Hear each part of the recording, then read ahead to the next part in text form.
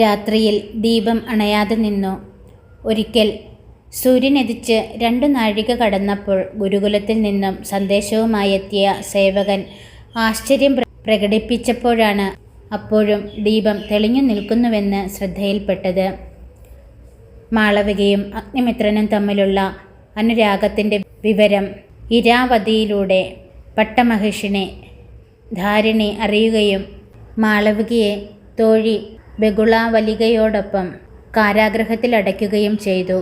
എന്നാൽ അഗ്നിമിത്രൻ വിദൂഷകൻ്റെ ബുദ്ധിയിലൂടെ മാളവികയെ മോചിപ്പിക്കുന്നു. കാഴ്ചക്കാർക്ക് രോചകമാകുന്ന വിധം കഥാസന്ദർഭങ്ങൾ കോർത്തിണക്കി. മാളവിക യഥാർത്ഥത്തിൽ മാധവസേനൻ്റെ സഹോദരിയാണെന്നും മാധവസേനനും പത്നിയും തടവിലായപ്പോൾ അവിടെ നിന്നും രക്ഷപ്പെട്ട് വിദിശയിലെത്തിയതാണെന്നും വ്യക്തമാക്കി.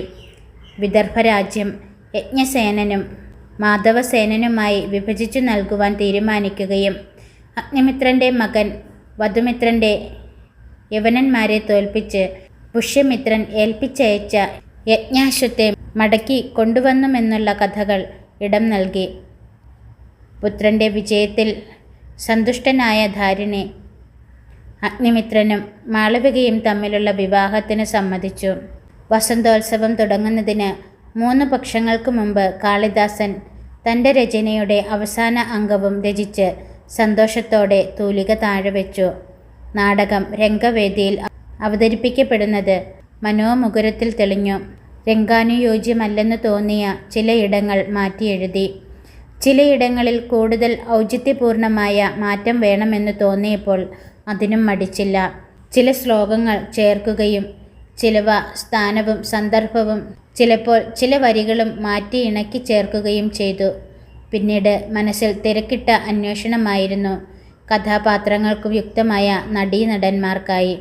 അഗ്നിമിത്രനായി അഭിനയിക്കാൻ കഴിവുറ്റ യുവാവാര്? മഹാറാണിയായി അഭിനയിക്കാൻ കഴിവുറ്റ സ്ത്രീയാര്? മാളവികയായി അഭിനയിക്കാൻ ആളിനെ അന്വേഷിക്കണമെന്ന് തോന്നിയില്ല. രചനയ്ക്കിടയിൽ ഓരോ തവണയും മാളവികയെക്കുറിച്ചോർത്തപ്പോഴെല്ലാം മല്ലികയുടെ രൂപമാണ് മനസ്സിൽ വന്നത്. ചിലയിടങ്ങളിൽ മാളവിക എന്നതിന് പകരം അറിയാതെ മല്ലിക എന്ന് കുറിച്ചു പോവുകയും ചെയ്തിട്ടുണ്ട്. ചില താളിയോലകൾ അതുകൊണ്ട് തന്നെ കീറിക്കളയേണ്ടതായും വന്നു. പക്ഷേ വിക്രമാദിത്യ മഹാരാജാവ് സ്വന്തം സഹോദരിയെ സാധാരണ നാട്ടുകാർക്കൊപ്പം നടനം ചെയ്യാൻ വിടുമോ?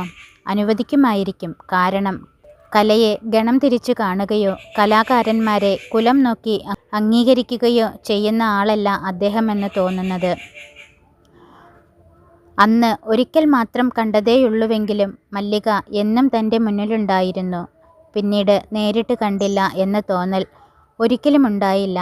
വിവിധ രൂപത്തിലും ഭാവത്തിലും തനിക്കു ചുറ്റും അവൾ ഉണ്ടായിരുന്നു. പലപ്പോഴും അഗ്നിമിത്രൻ്റെ സ്ഥാനത്ത് താൻ തന്നെയാണുണ്ടായിരുന്നത്. മാളവികയായി മല്ലികയും ആ പുഞ്ചിരി, ആ മിഴിയഴക്, ആ കളമൊഴി, പിന്നിൽ ചിതറിക്കിടക്കുന്ന കാർക്കൂന്തൽ, അതിൽ വിട്ടുപോകാൻ മടിച്ചെന്ന പോലെ പറ്റിക്കിടക്കുന്ന കുന്തപുഷ്പങ്ങൾ, ആ മനോഹാരിതയിൽ സ്ത്രീ സൗന്ദര്യമൊന്നാകെ ലയിച്ചു ചേർന്നിരിക്കുന്നുവെന്നു തോന്നും. കാളിദാസൻ്റെ മനസ്സ് പലപ്പോഴും വിഷയഭ്രഷ്ടമായി മല്ലികയിൽ ചെന്നു നിന്നു. തൻ്റെ മനസ്സിനെ നിയന്ത്രിക്കുന്നതിൽ താൻ വളരെയധികം പരാജയപ്പെടുന്നുവെന്ന് കാളിദാസന് അറിയാമായിരുന്നു. പക്ഷേ ഈ വഴിതെറ്റലിനും ഒരു സുഖമുണ്ട്. തനിക്കു വേണ്ടിയെന്ന് ചിന്തിക്കാൻ ഒരാളുണ്ടായതുപോലെ, ഒരു സാന്ത്വനം, തനിക്ക് പ്രചോദനമെന്ന പോലെ. ആ പുഞ്ചിരി തൻ്റെ മനസ്സിൽ കുളിർനിലാവ് പൊഴിച്ചുകൊണ്ടാണ് തെളിയുന്നത്. അടുത്ത നിമിഷം തന്നെ സ്വയം തിരുത്തി മനസ്സിനെ അടക്കി നിർത്താൻ യത്നിച്ചു. പിറ്റേന്ന് പ്രഭാതത്തിൽ തന്നെ കാളിദാസൻ തയ്യാറായി. തൻ്റെ രചന പൂർത്തിയായ വിവരം മഹാരാജാവിനെ അറിയിക്കണം. വസന്തോത്സവത്തിൻ്റെ ആഘോഷവേളയിൽ ഇത് അവതരിപ്പിക്കാൻ വിദ്വൽപരിഷത്തിൻ്റെ അംഗീകാരം വേണം. പക്ഷേ മനസ്സിൽ നാടകത്തെക്കുറിച്ചുള്ള എല്ലാ ചിന്തകൾക്കും മുകളിൽ മല്ലികയുടെ രൂപം തെളിഞ്ഞു നിന്നു. മനസ്സിന് ഭാരക്കൂടുതൽ അനുഭവപ്പെടുന്നുവെന്ന് തോന്നി. കുടീരത്തിന് പുറത്തിറങ്ങിയ കാളിദാസൻ എത്രയോ ദിവസങ്ങൾക്ക് ശേഷം ചുറ്റുപാടുകൾ ശ്രദ്ധിച്ചു. കോകിലങ്ങൾ വസന്തത്തിൻ്റെ തുടക്കം വിളിച്ചറിയിക്കാൻ തുടങ്ങിയിരിക്കുന്നു. ദൂരെ ദൂരെ നിന്നും വന്ന മാരുതനിൽ കുയിലുകളുടെ നറുമൊഴികൾ അലിഞ്ഞു ചേർന്നിരിക്കുന്നു. ചെടികളും മരങ്ങളും തളിർത്ത് പൂവിട്ട് കഴിഞ്ഞു. ചില മാവുകൾ പൂത്തുലഞ്ഞു നിൽക്കുന്നു. ചിലവ പൂക്കാൻ തയ്യാറെടുക്കുന്നു. തേനീച്ചകളും കരിവണ്ടുകളും പൂക്കൾ തോറും തേൻ നുകർന്നു പറന്നു നടക്കുന്നു. കാളിദാസന് തിരിച്ചു പോകണമെന്നും താളിയോലയിൽ വസന്താഗമനത്തിൻ്റെ മനോഹാരിതയെ കുറിക്കണമെന്നും തോന്നി. എങ്കിലും ദിവസങ്ങളായി കാണാതിരുന്ന തെരുവുകളും വീഥികളും വസന്തത്തെ എതിരേൽക്കാൻ തയ്യാറെടുക്കുന്നതെങ്ങനെയെന്ന് കാണാനുള്ള ആകാംക്ഷ കാളിദാസനെ മുന്നോട്ടു നടത്തി. ക്ഷിപ്രയിലെ മനോഹരമായ ഉരുളൻ കല്ലുകൾ പെറുക്കിയെടുക്കി അതിർകെട്ടിയ പൊയ്ക നിറയെ ചെന്താമരപ്പൂക്കൾ പൂത്തു നിൽക്കുന്നു. ജലം കാണാനാകാത്ത വിധം കമലപത്രങ്ങളും പൂക്കളും. പാറി നടക്കുന്ന കരിവണ്ടുകളും കുരുവികളും മന്ദാരം പൂക്കാൻ തുടങ്ങിയിരിക്കുന്നു. സേവകർ ദിവസവും വന്ന് പരിപാലിച്ചിട്ടുണ്ടാകണം. അശോകമരം ചുവന്ന പൂക്കൾ ചൂടി മനോഹരമായി നിൽക്കുന്നു. മുറ്റത്ത് പൂക്കളം തീർക്കാനും മറന്നിട്ടില്ല. അസുലഭമായ മനോഹാരിത. പൂക്കുലകളുടെ അടുത്തു ചെന്ന് തൊട്ടു നോക്കുകയും സുഗന്ധം ആസ്വദിക്കുകയും ചെയ്തു. തുഷാരബിന്ദുക്കൾ താമരയിലയിൽ മുത്തുമണികളായി ചിതറിക്കിടക്കുന്നു. കമലദളങ്ങളിൽ അവ പറ്റി നിന്ന് തിളങ്ങി. പൊയ്കയിലൂടെ അടുത്തു ചെന്ന് ജലം കോരിയെടുത്ത് താമരയിലകളിലേക്കും പൂക്കളിലേക്കും വിതറി.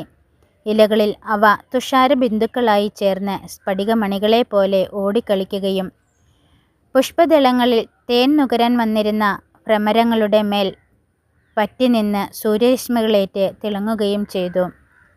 കുറേ നേരം ആ ഭംഗി ആസ്വദിച്ച ശേഷം കാളിദാസൻ കൊട്ടാരത്തിലേക്ക് പുറപ്പെട്ടു. തെരുവിലൂടെ നടക്കുമ്പോൾ മനോഹരമായി ഉടുത്തൊരുങ്ങിയ യുവതികളിൽ കാളിദാസന്റെ ശ്രദ്ധ അറിയാതെ പതിഞ്ഞു.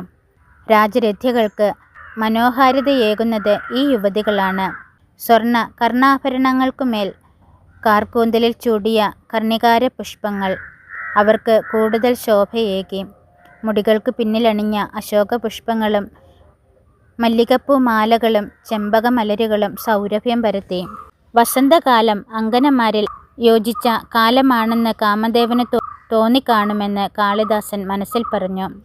അവരുടെ ഭാവവാഹാദികൾ വസന്തത്തെ സ്വാഗതം ചെയ്യാൻ തങ്ങളുടെ സൗന്ദര്യവും തയ്യാറെടുത്തിരിക്കുന്നു എന്ന് വിളിച്ചറിയിക്കാനാണോ എന്ന് സംശയിച്ചിരിക്കണം. കരിവണ്ടുകളെ മാടി വിളിക്കുന്ന പുഷ്പങ്ങളെ പോലെ തങ്ങളുടെ സൗന്ദര്യം ഒളിപരത്തണമെന്ന് അവർ ആഗ്രഹിക്കുന്നു.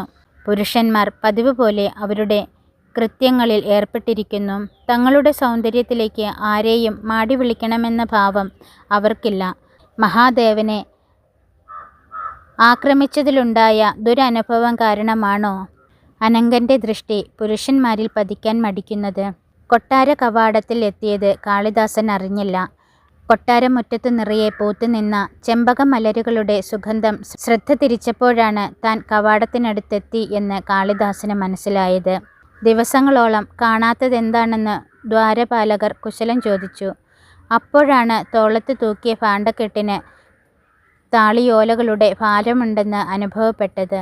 കാളിദാസൻ പുഞ്ചിരിയോടെ തോളത്ത് തൂക്കിയിരുന്ന ഭാണ്ഡം തൊട്ട് കാണിച്ചുകൊണ്ട് പറഞ്ഞു, വസന്തോത്സവത്തിനുള്ള തയ്യാറെടുപ്പിലായിരുന്നു ഞാനും.